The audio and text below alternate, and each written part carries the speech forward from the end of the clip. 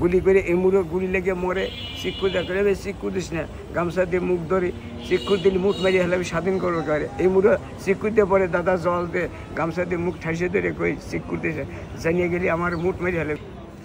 ৭১-১৯২৬ মাস কালো রাত যখন এই দেশে হানাদার বাহিনী প্রবেশে আসে, এরা আসছিল 4টে প্লেন ভর্তি, কামান সেট, মাইন সেট, সেলার মেশিন গান, 2 পাশে 2টে সেট।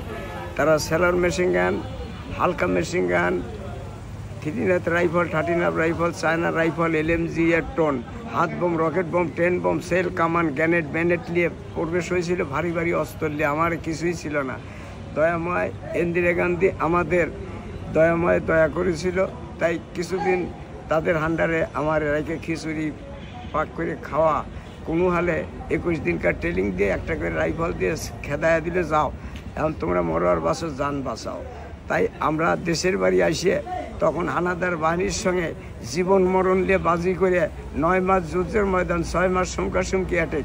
ওরা উপর থেকে প্লেন দিয়েও মারে, নিচের থেকেও গুলি করে মারে। এখানে আমার বাঁচা কঠিন। তখন আমরা কি করলাম, সব এক হলাম, গোয়ায় গোয়ায় অ্যাটেক মানে একতা হয়া গুলি করে এমুড়ো গুলি লেগে মরে। চিক্কু দেখে চিক্কু দিস না, গামছা দিয়ে মুখ ধরে চিক্কু দিলে মুখ মারিয়ে হলে আমি স্বাধীন করবো করে। এমুড়ো চিক্কু দিয়ে পরে দাদা জল দিয়ে গামছা দিয়ে মুখ ঠাইসে ধরে কই চিক্কু দিয়ে জানিয়ে গেলি আমার মুখ মারিয়ে হলে স্বাধীন করবো একেবারে। এইভাবে 9 মাস যুদ্ধের ময়দান, 6 মাস সংখ্যাসংখ্যী অ্যাটেক, কিছুই করতে পারি না, খালি মইয়েই যাই, মারিয়েই যায়। তখন আমরা আবার ঘুরে ভারতে যা জিজ্ঞাসা করি, তখন ইন্দিরা গান্ধীর রাজপ্রাসাদে যা বলি মারে, আমরা আর কুলের বাড়িতে তোমার ভিতর মান সম্মান ইজ্জত বেশি মারতেছে। আর ওরা উপরে প্লেন দিয়েও মারে, নিচের থেকেও মারে, কুলাইতে পারি না। তখন শিপের সৈনিক নাবায়া দিল। আর ভারত তখন পাকিস্তানকে গ্রেপ্তার করলো। আইয়ুব খানকে ফরওয়ানা দিয়ে জানাইলো তোর ক্ষমতা তাই, তোর বাইকনে আমার মাথার উপরে প্লেন নিয়ে যায়। প্লেন ঠেকা দিয়ে তার মুঠ প্লেন ছেড়ে দিল। 13 দিনের সোনার বাংলাদেশ করাই দিল, স্বাধীন করে দিল। তাছাড়া এই দেশ আমরা স্বাধীন করতে পারতাম না, স্বাধীনতা পাইতাম না। এই পর্যন্ত আমার ইতিহাস। আর বেশি কিছু বলতে পারলাম না, আমাদের চোখে পানি। আমরা ওই সময় যুদ্ধের ময়দানে ভাত পানি পাই নাই। মা বোন গুলি খায় মরে গেছে, কোলের সাল আসার দিয়ে মারিছে পাক সৈনিক হানাদার বাহিনী। ওই তোনের দুধ চিপে দিছে, কচুর পাতা মানের পাতা এনে দিছি। মা বোনরা মরা অবস্থায় কচুর পাতায় মানের পাতায় তোনের দুধ চিপে দিছে। সেই তোনের দুধ খায় শক্তি পায়। মা বোনের দয়ায় আমরা স্বাধীনতা পাইছি, স্বাধীন করেছি। এত কষ্ট করে স্বাধীন করেছিলাম, আজ আমার উন্নয়ন। সরকারের থেকে সাহায্য সহায়তা পাইনি, কেন বিটি মুক্তিযোদ্ধার সম্পর্কে কিছুই জানতো না। ছিল লন্ডন না থাকলে ওর বাপ মার সঙ্গে ওদেরকেও মারিয়া হালাই দিত। তিনি লন্ডন থেকে আসার পূর্বে এখানে রাজা হওয়ার পরে অভিজ্ঞতা তার নাই। চোরেরা যা বলেছে তাই শুনেছে। বিটির মুক্তিযোদ্ধার সম্পর্কে অভিজ্ঞতা ছিল না, তার নলেজও ছিল না। সে বলবে কি, চোররা যা বলেছে তাই শুনেছে। আর যে জিয়ার কথা বর্তমানে বলেন, এই জিয়া ছিল পাকিস্তানি একটা মিলিটারি সৈনিক ছিল। হয়তো সে সৈনিক হিসেবে কিছু অংশ হয়তো সহায় করেছে শেখে, এই কারণে যে দেশ রক্ষা আমাদের উত্তম। আরও পাকিস্তানি আমার বাংলাদেশি কতগুলো ছেলেরা মিলিটারি হয়েছিল, সৈনিক হয়েছিল পাকিস্তানি, তারাও এই পূর্ব বাংলাদেশে এসে বাংলাদেশে হেল্প করেছে।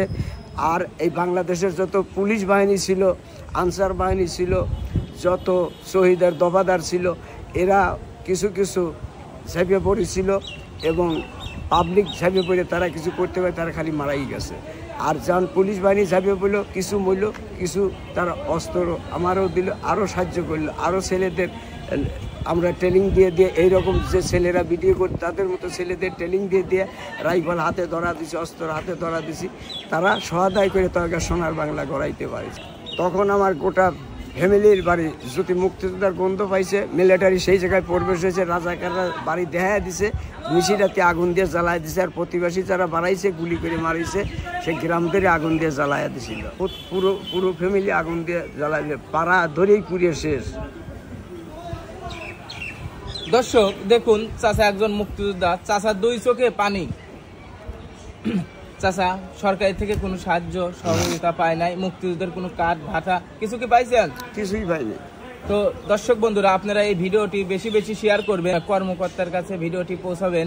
আসলে চাচা যেন একজন খাঁটি মুক্তিযোদ্ধা, সেই ন্যায্য মূল্যটা যেন সে পায়, তাই না?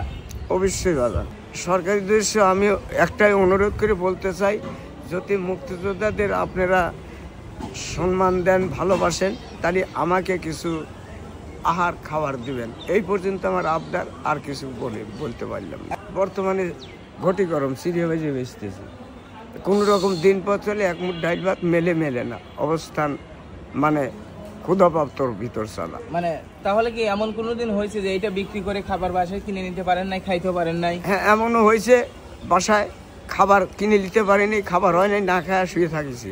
তার কারণ বৃষ্টি না বেশি বেচা কেনা হয় নাই, সেদিন অনাহারে রাত গেছে, দিন গেছে।